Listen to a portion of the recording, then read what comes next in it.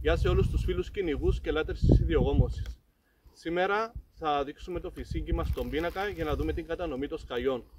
Το όπλο μας είναι 28 ίντσες, 18-4 ο απλός, με τσοκάρισμα 5-3.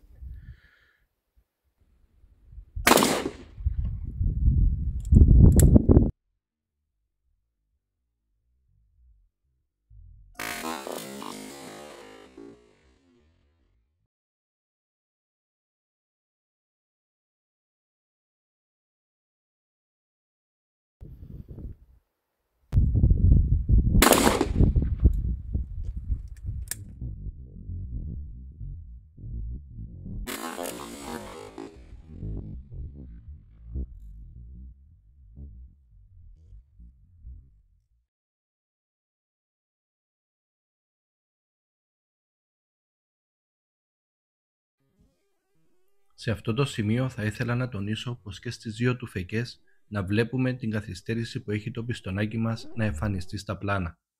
Γεγονός που αποδεικνύει τη γρήγορη απελευθέρωση των σκαλιών για τη σωστή κατανομή. που άλλωστε είναι και το ζητούμενό μας.